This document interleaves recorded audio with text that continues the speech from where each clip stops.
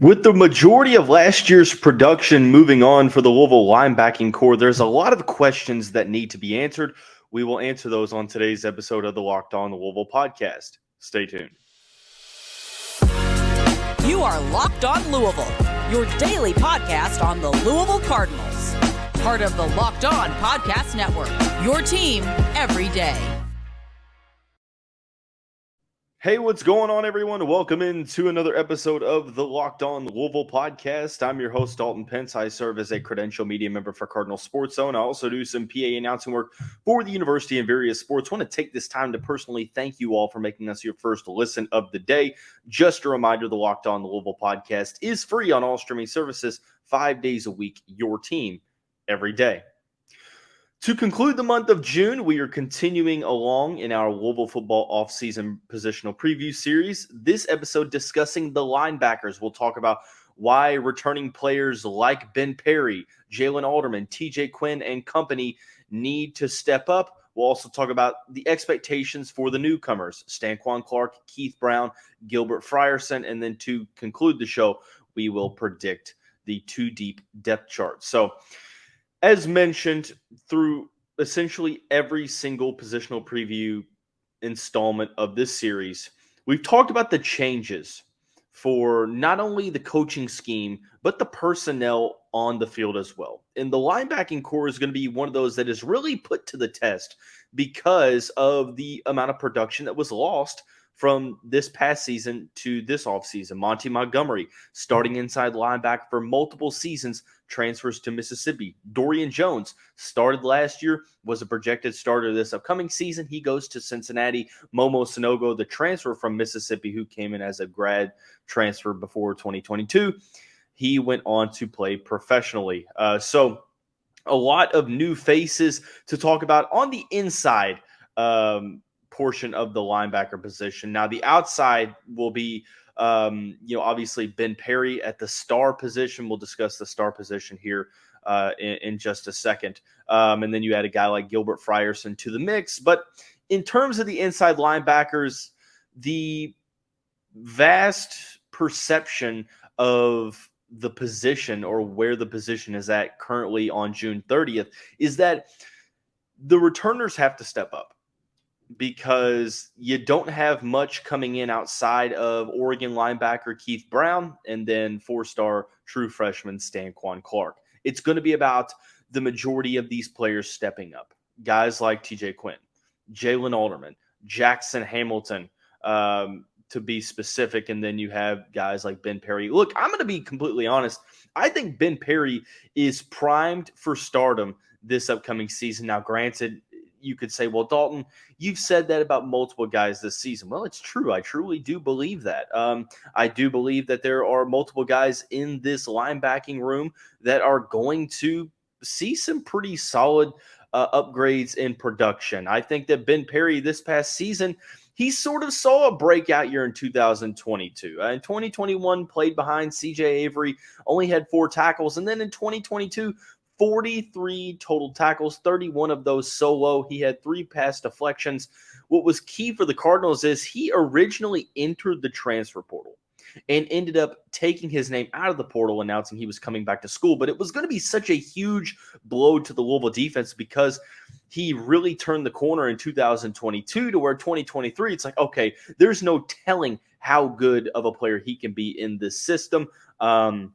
A 4-2-5 base package that really, really utilizes the versatility of defensive backs. Ben Perry, 6'2", native of the Chicago area, a guy coming out of high school that I compared to the likes of Isaiah Simmons from Clemson, a former Clemson star. Not necessarily that he was going to be as good as Simmons, but a player that played like Simmons, used that versatility, could line up as a linebacker, line up as a safety. For those who follow high school recruiting, he was originally signed to Louisville as a safety out of that 2021 class. High 3, low 4-star guy out of the Chicago area that Louisville had to fend off other schools up until signing day. They were able to do so. They had to convince him again to stay this past off season. They were able to do so. And now he's primed to be one of the best players in this defense. I think we talk about how good the defensive backs room got, how much help the defensive line got. And as much of the situation, the linebacker room didn't get a ton of help outside of Frierson, Clark, and Brown, which I guess you could still say that that's ironic because that is a pretty solid upgrade in terms of depth. But I think Ben Perry is a guy that this team is going to have to rely upon to take that gradual next step this upcoming season to being the leader of this Louisville defense, because he showed a lot last year that leads you to believe that he's going to reach that level. And I think he's playing in a defense that fits him just as well, maybe even more so than Scott Satterfield's defense over the past couple of seasons. So I'm interested to see how Ben Perry is able to take that next step. But he's just one of multiple players that need to step up. There is an urgency for the inside linebacking trio of Jaylin Alderman, TJ Quinn, and Jackson Hamilton to take a big step forward because of the amount of production that they are replacing. Granted, Ben Perry was the starter last year. Now you're looking at the inside linebacker position and there's no returning starters. You lose a guy like KJ Cloyd, who was entering the portal, came back, and then he entered the portal again and went to, I think it was Miami, if I'm not mistaken.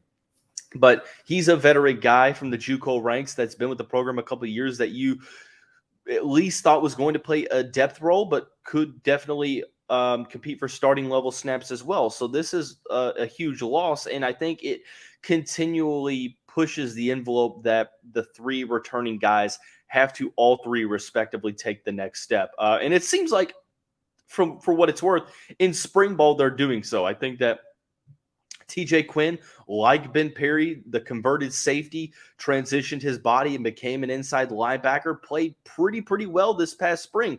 A player that when you ask people around the program, there weren't many players on the defensive side of the ball that impressed as much as TJ Quinn. He was, according to many, the best defensive player in the spring game. Now, granted, you have to also accept and acknowledge that it's spring ball.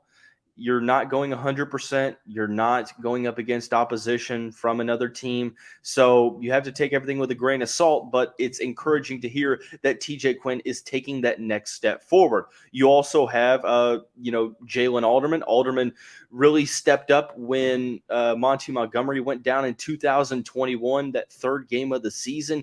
Dorian Jones also helped in that mix, but Jaylin Alderman was a player that really stepped up. And this past season split some time. Obviously, Monty Montgomery was back. You have Dorian Jones, who had 34 tackles to his name. He had a pretty solid season alongside of Monty. But Alderman was a player that really you need him to rise to a solid level, because he's really going to be relied upon. I think that at the end of the day, I'm not sure that he's going to be a listed starter in 2023, at least maybe not right away. But at the end of the day, he's going to be playing a solid role. The 6'1" native of Valdosta, Georgia, only had he had 17 total tackles in 2021.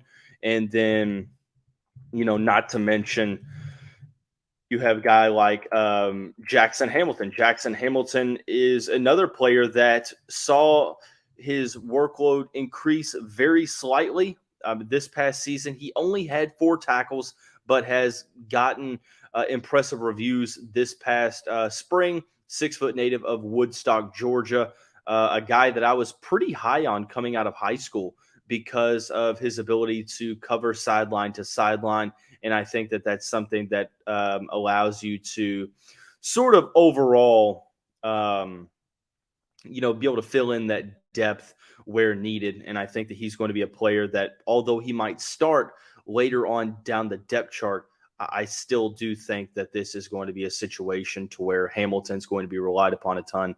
Same with Jaylin Alderman, but not trying to be too revealing at this point. I don't think that Alderman or Jackson Hamilton are going to be a starter this upcoming season.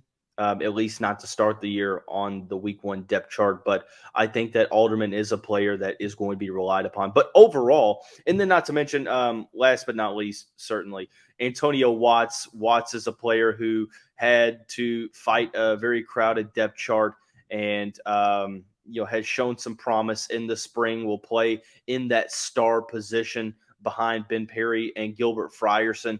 So he's another player to keep your eye out on. But overall, Ben Perry, TJ Quinn, Jackson Hamilton, Jaylin Alderman, Antonio Watts, 5 returning players that have to step up for the Louisville Cardinals because, you don't really have much returning production from the inside linebacker position. So just something to focus on. But nonetheless, this team did get some help in the offseason. As much as people might think that they didn't address the linebacker position, they brought 3 players in to help at the position. And we will talk about them here momentarily after we talk about our friends over at FanDuel. Take your first swing at betting MLB on FanDuel and get 10 times your first bet amount in bonus bets up to $200.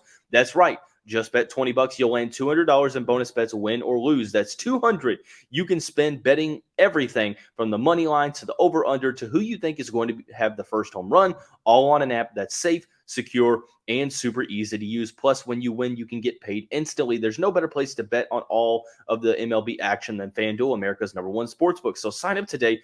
Visit FanDuel.com/lockedon to get up to $200 in bonus bets. That's FanDuel.com/lockedon. FanDuel is the official partner of Major League Baseball.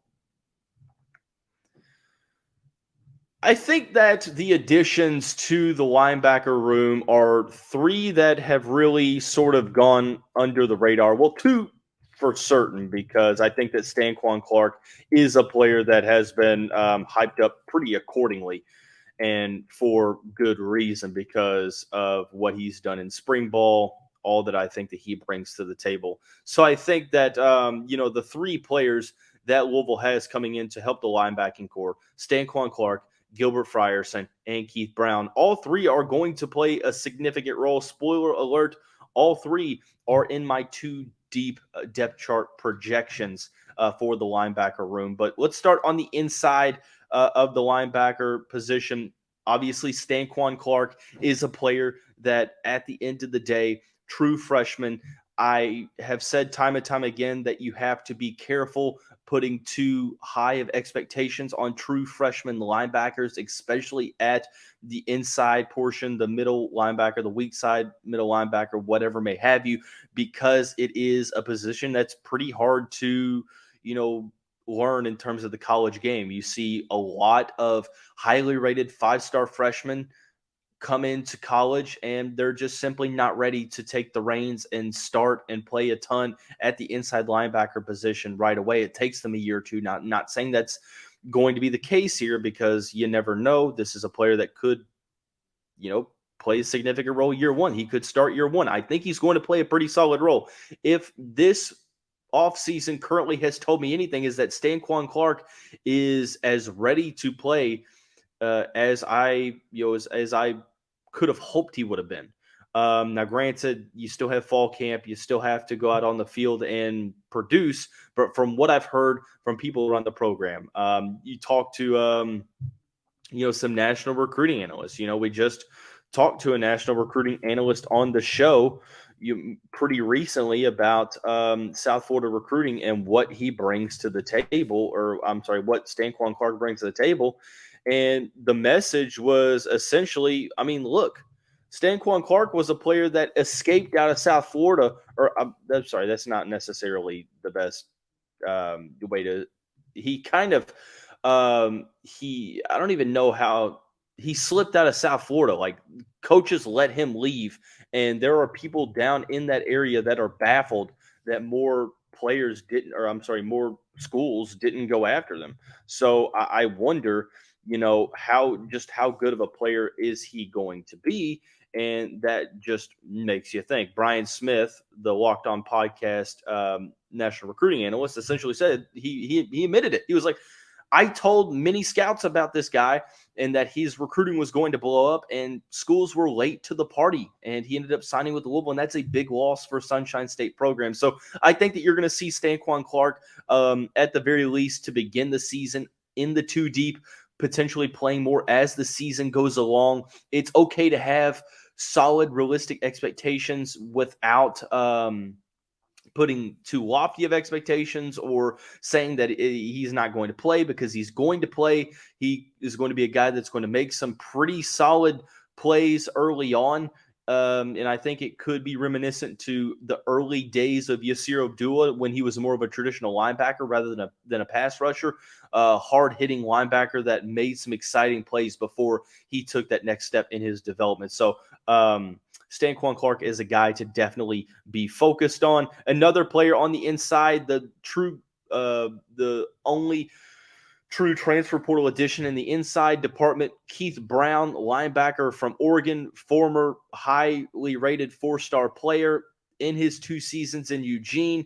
Had 21 total tackles as a redshirt freshman, or I'm sorry, I think as a redshirt freshman. Sophomore. He didn't redshirt his freshman year. He had 15 tackles his freshman year. Sophomore year, 21 total tackles, 1 sack. 6'1" native of Lebanon, Oregon, was a player that many Oregon insiders, fans around that program, expected Brown to, at the very least, be competing for starting snaps in Oregon's defense. Many believe that he would be starting. This was his time to shine. So Louisville being able to get him out of the transfer portal, I think, is extremely encouraging, that they didn't just go get a guy who was buried down the depth chart. They got a guy who had to wait his time, like I mentioned, happens at this position, but he was a guy that was projected to play pretty significantly for the Ducks defense this upcoming season. So I think that he's a player who just essentially got to Louisville, committed to Louisville a couple months ago, got to Louisville. It might take a little bit for him to get acclimated with the playbook, for him to start. I think that early on, if you were to ask me right now on June 30th where he's at on the depth chart and where he will be in early September, it's 2 different places, because he's so new to the system. He obviously has to go out and earn his role. But make no mistake about it, he is a very exciting player, covers sideline to sideline, does a good job of attacking the run. And I think it's also is pretty underrated as a pass rusher as well. Regardless of who is the weak side linebacker, I think it's going to be a situation where Keith Brown is going to play a ton, regardless of whether he is starting or not. But the expectations for Brown should be that he is on the field early, he is on the field frequently for the Louisville Cardinals defense in 2023. The third transfer, this was a guy who committed, I believe it was back in December, from Miami, Gilbert Frierson. Very interesting situation. Played safety, played linebacker for Miami. 6'1", 210 pounds, so a bigger defensive back. This past season, didn't get a lot of run. There was reports and people around the program believe that Frierson just did not fit what Mario Cristobal's defense was all about. He was more of a fit for Manny Diaz's defense, and that was pretty telling, because in 2020 and 2021, he had 53 tackles and 41 tackles respectively, 4 pass deflections in 2020, 2 sacks. He had a sack in 2021. This past year, he only had 3 tackles. So obviously, either he fell out of the depth chart due to better players coming in, or just a shift in defensive scheme, which, from talking to the people around that area, people, fans of the program, believe it's more so the latter, in the sense that, hey, Frierson's a good player. He just didn't fit what Mario Cristobal's defense was needing him to do. And obviously, Jeff Brohm going after him, Ron English, Mark Hagan going after him, you would believe that he is a fit. The expectation should be the same for a guy like Keith Brown, a guy that obviously now you're playing behind, or you're pretty close to Ben Perry, whether or not it's a or situation on the depth chart, or if you're a backup. But Gilbert Frierson having valuable ACC experience. It's not like he's played in games, but also produced pretty significantly in games for a defensive back. I love that he's switching to an outside linebacker position, because I think he's solid around the line of scrimmage, but he's also good at playing in coverage as well, which is what that star position is all about. So Gilbert Frierson is going to be a guy like Keith Brown, like Stanquan Clark. All three of these players, you can pretty much trust that they're all three going to play a pretty significant impact for the Cardinals defense in 2023. But the question is now asked, what's the depth chart looking like? Well, Dalton, what do you think it's going to be? Well, I'll answer that if you care to ask, which if you're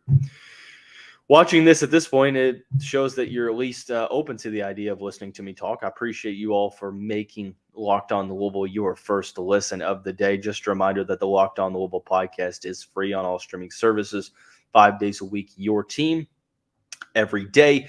Obviously, June is coming to a close. I'll take a couple days off in July. We'll start back up after the 4th of July for the July shows, so just keep that in mind. But time to talk about the depth chart for the Louisville Cardinals. Obviously, a little bit different schematically. 4-2-5 defense base package, so you have 2 middle linebackers, a middle linebacker and a weak side linebacker. The star position, technically you could classify as a defensive back, which it might, from a technicality standpoint, be one. But I'm going to lump it in with the linebacker position because they're going to be playing up towards the line of scrimmage at times in the slot, all over the field. So let's start at the first middle linebacker position. I think that Keith Brown is going to get the start for the Cardinals at the first linebacker spot. I think he is obviously pretty solid. As I mentioned and alluded to, what the depth chart is on June 30th and what I think it is on August 30th are two completely different entities. June 30th, I'd say he's probably second or third, but with more opportunity to play in practice. In fall camp, I think he's going to separate himself as a starting linebacker option like Momo Sanogo. So Keith Brown, in my opinion, is that first starter. Backing him up is Jaylin Alderman. Didn't play last season, but had a pretty solid 2021 campaign. I think that he is a player that's going to provide valuable depth, possible special teams plays, but a player that's going to be able to rotate in and give you solid snaps, gives you solid production. Having a veteran guy like Jaylin Alderman in his third season with the program, pretty solid to have that depth and that veteran leadership at the position. So you have those two spots there. I think outside of that, you could see maybe Jackson Hamilton competing for that third spot on the depth chart. I mean, right now there's only 5 guys and then 2 walk-ons, Jack Rieger and Darian Bell, who both could also try to put their names in the hat as well. Jackson Hamilton probably, if there's going to be a surprise on the depth chart, it would be Hamilton, who has looked solid in spring as well.